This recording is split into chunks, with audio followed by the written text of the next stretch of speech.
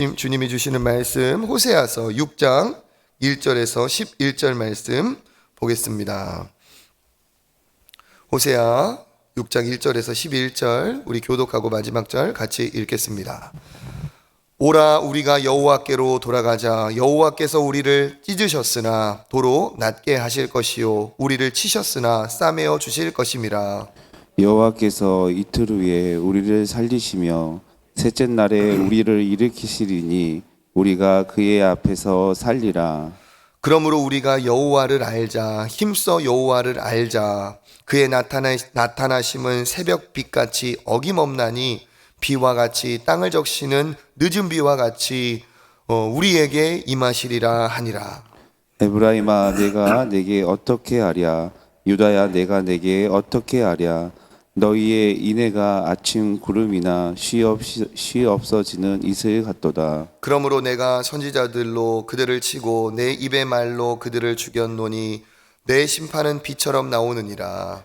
나는 인애를 원하고 제사를 원하지 아니하며 번제보다 하나님을 아는 것을 원하노라. 그들은 아담처럼 언약을 어기고 거기에서 나를 반역하였느니라. 길르앗은 안을 행하는 자의 고울이라. 피의 발자국으로 가득 찼도다. 강도 때가 사람을 기다림같이 제사장의 무리가 세겜 길에서 살인하니 그들이 사악을 행하였느니라. 내가 이스라엘 집에 가증한 일을 보았나니 거기서 에브라임은 음행하였고 이스라엘은 더럽혀졌느니라. 같이 읽겠습니다. 또한 유다여 유다여 내가 내 백성의 백성의 사로잡힘을 힘을 돌이킬 때 내게도 추수할 일을 정하였느니라.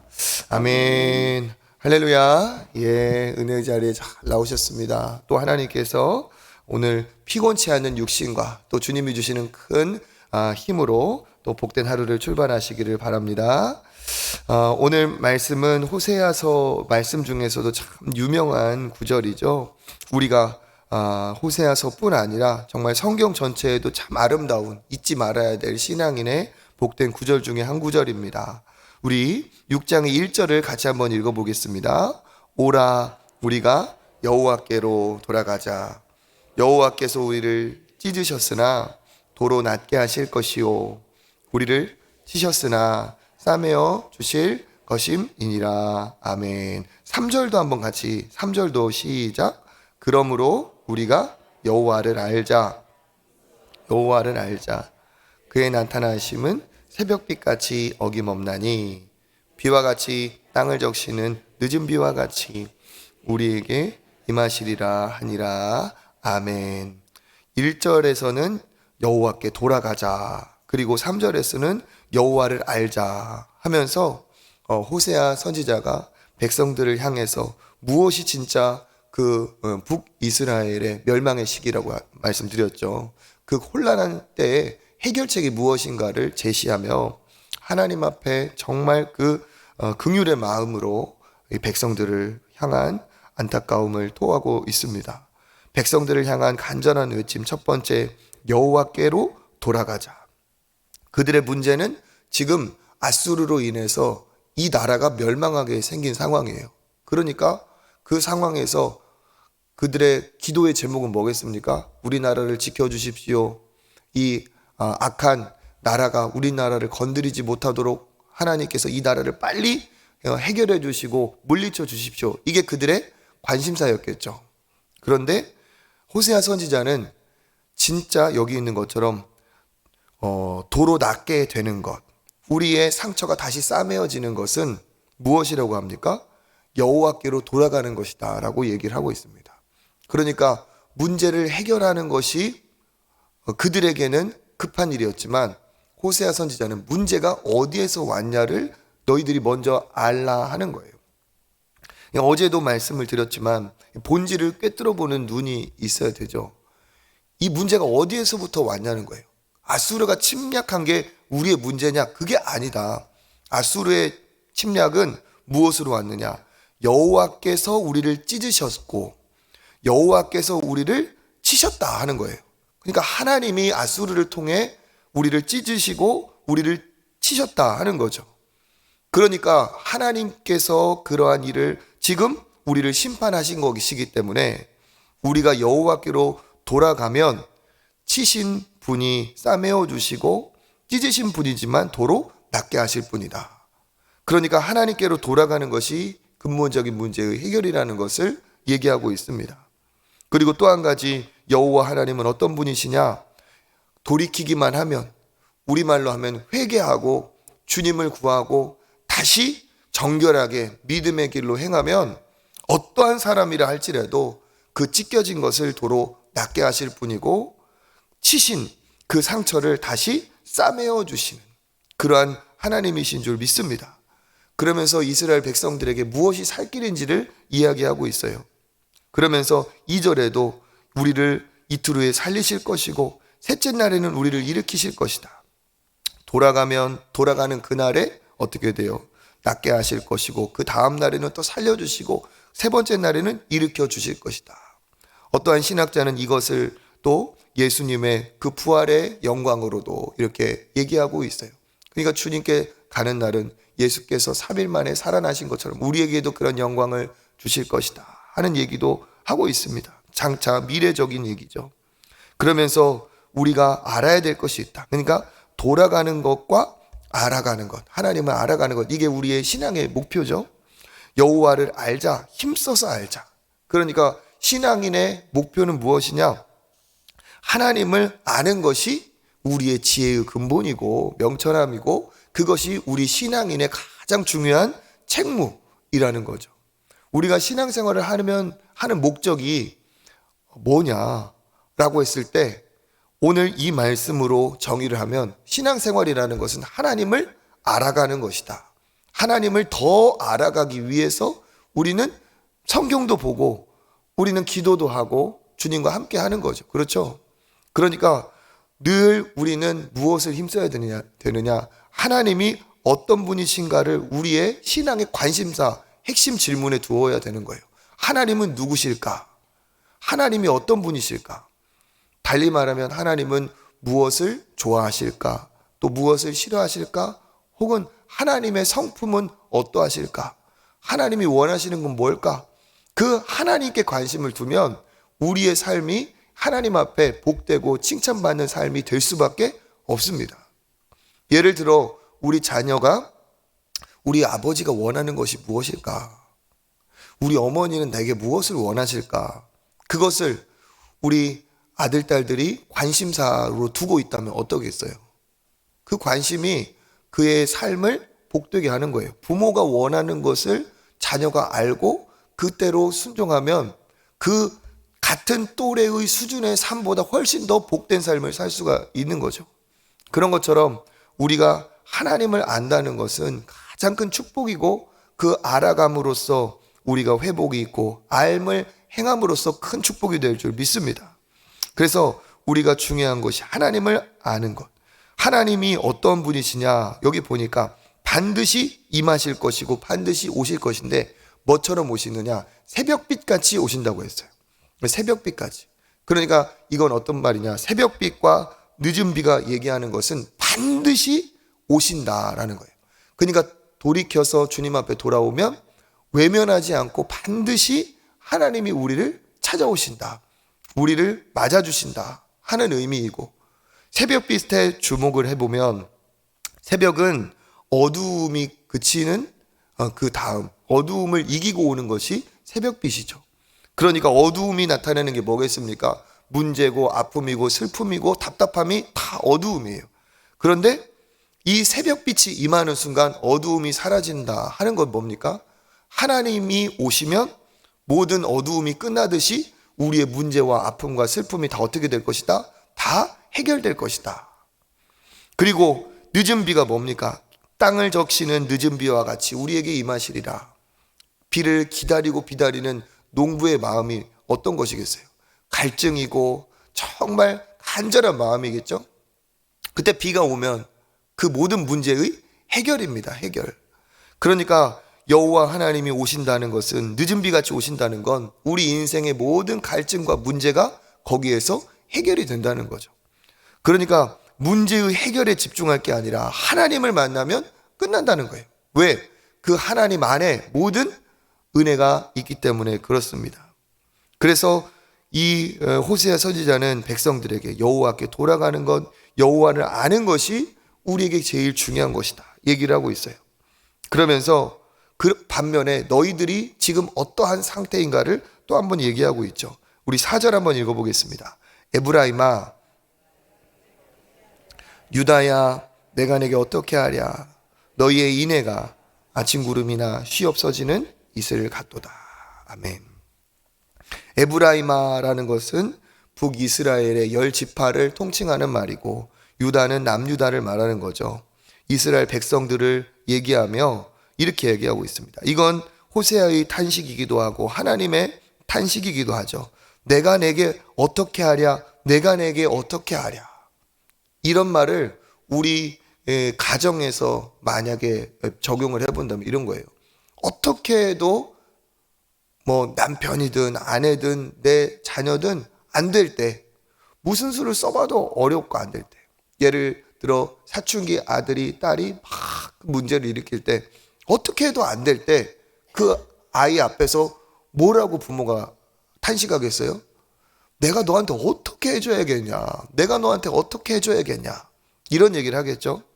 마찬가지로 에브라임아, 내가 너에게 어떻게 하랴? 유다야, 내가 너에게 어떻게 하랴? 내가 해볼 수 있는 것은 다 했는데 그럼에도 불구하고 나에게 그렇게 오지 않고 나를 모르는 너를 어떻게 해야 되냐 하는 탄식이죠. 너희가 어떻게 합니까? 너희의 인애가, 여기 인애라는 것은 우리가 잘 아는 헤세드라는 단어죠. 하나님의 그 자비하신 사랑입니다. 너희가 갖고 있는 인애, 그러니까 그들이 갖고 있는 인애, 그 사랑은 아침이나 없어지는 이슬 같도다. 구름이 금세 사라지고 이슬이 있는 것 같은데 금방 사라지는 것처럼 너희는 인애, 너희의 사랑은 이렇게 금방 증발해버리는, 없어지는, 있었다도 없는, 형체도 없는 그러한 것이 아니냐.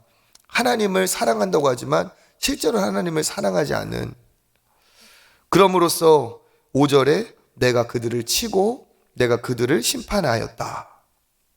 그러면서 6절 하나님이 원하시는 게 뭡니까? 시작. 나는 인애를 원하고 제사를 원하지 아니하며 번제보다 하나님을 아는 것을 원하노라. 아멘.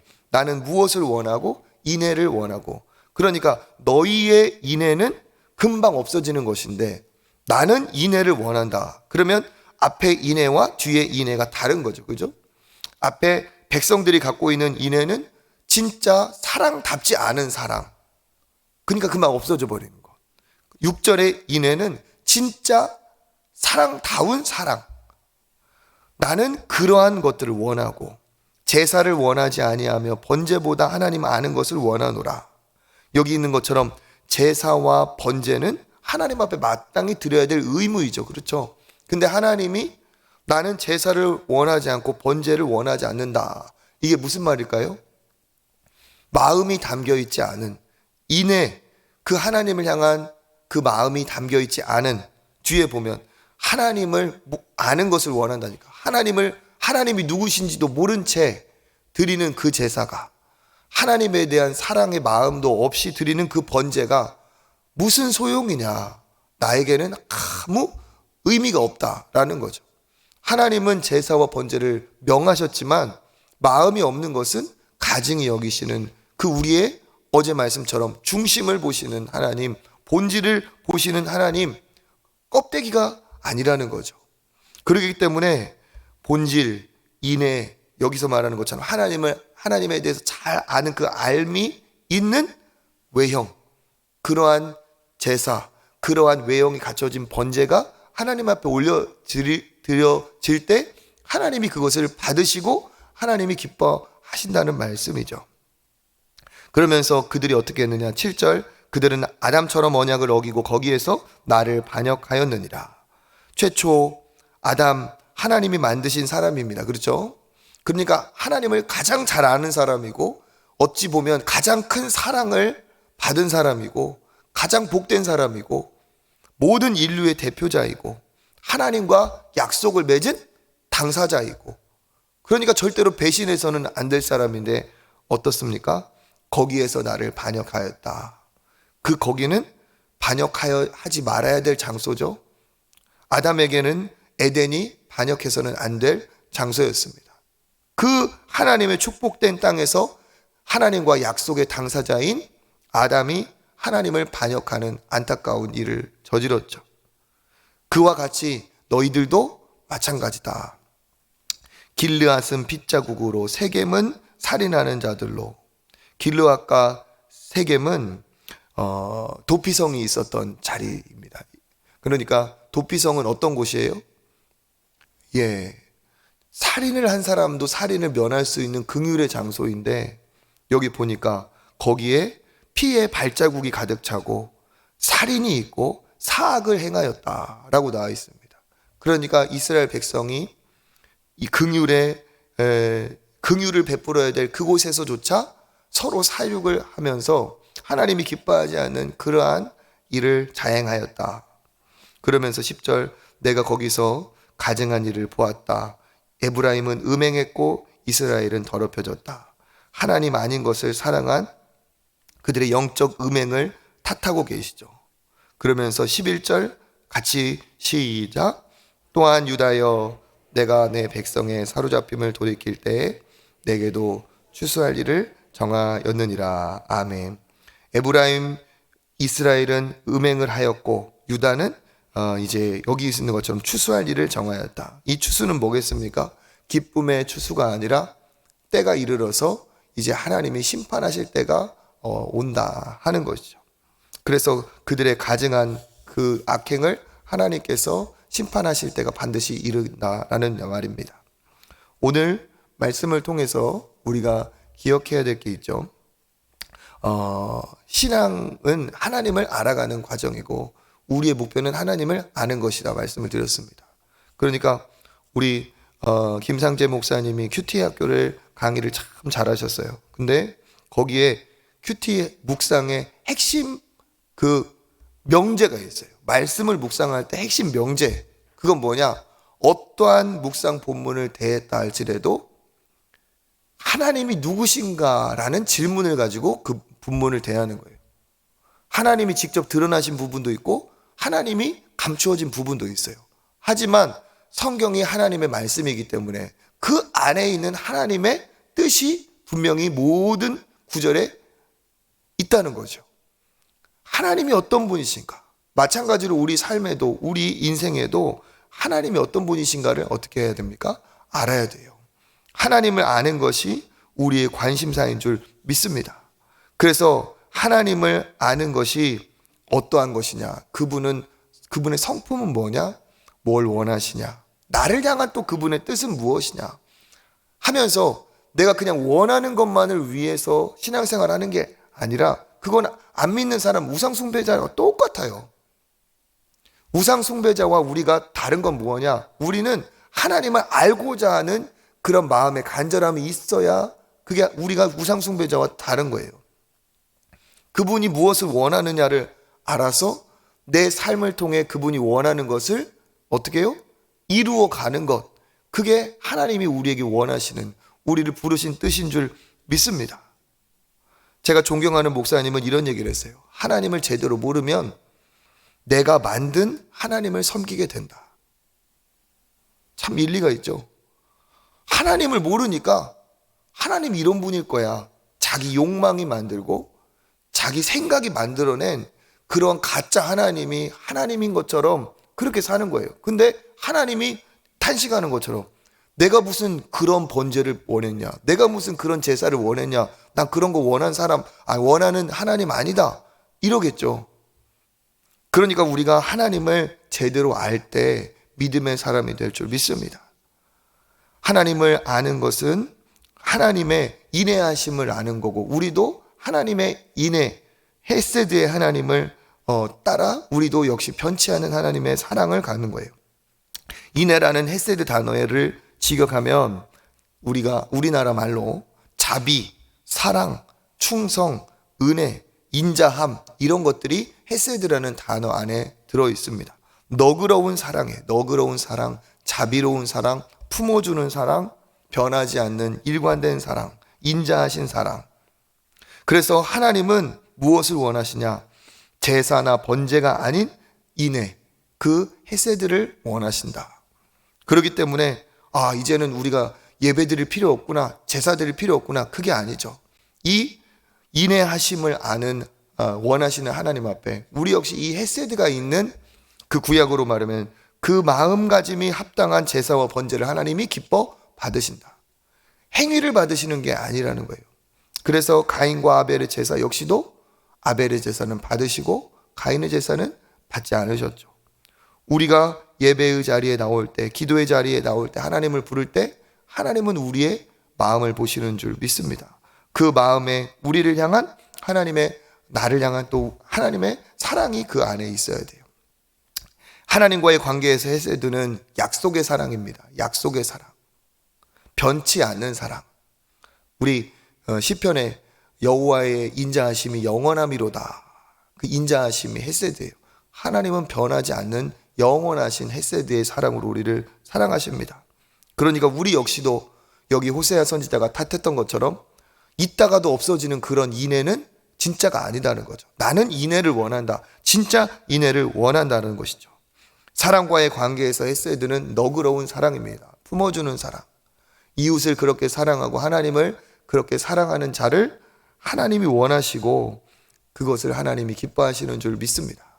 그래서 오늘 실수하고 심판당한 이 이스라엘의 역사에 호세아의 이 외침처럼 우리가 여호와께로 돌아가 문제를 정말 해결하고 또 하나님 앞에 여호와를 알므로 하나님이 기뻐하시는 사람이 되고 하나님이 기뻐하시는 자비로운 헤세드의 사람이 되시기를 주님의 이름으로 축복합니다. 기도하겠습니다. 하나님 감사합니다. 오늘도 우리에게 귀한 아침 말씀으로 새 힘을 주시고 은혜로 출발하게 하시니 주님 감사를 드립니다. 하나님이 어떠한 분이신지 우리가 제대로 알게 하여 주시고 아버지 주께로부터 멀어진 자가 있다면 아버지 문제의 해결이 그 문제 자체에 있는 것이 아니라 하나님께 돌이킴에 있음을 깨달아 주님 앞에 나오는 아버지 은혜가 있게 하여 주시옵소서. 주님이 진짜 원하시는 것이 정말 껍질이 아닌 본질인 줄 믿습니다. 아버지 변치 말아야 될 주님을 향한 그 헤세드의 인애를 기억하여 인자하심이 영원하신 그 주님을 따라 우리도 배신하지 않고 주님 앞에 어제와 오늘이 같고 오늘과 내일이 같은 그러한 믿음의 사람 되게 하여 주시옵소서. 오늘도 약속의 그 말씀을 붙들고 기도하는 주의 백성들에게 은혜를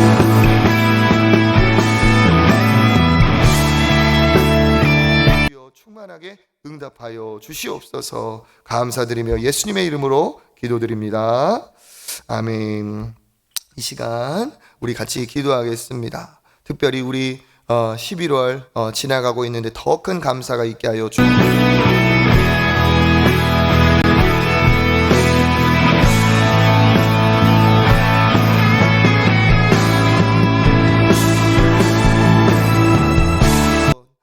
정책장애가 정말 아름답게 잘 마감이 되고 또 새해를 기대하게 되었습니다. 하나님이 우리 교회와 우리 가정의 연말과 연초에 더 큰 은혜를 부어 주시옵소서. 또 각자의 기도의 제목과 함께 이 시간 주님 한번 찾고 기도의 자리로 나아가겠습니다. 주여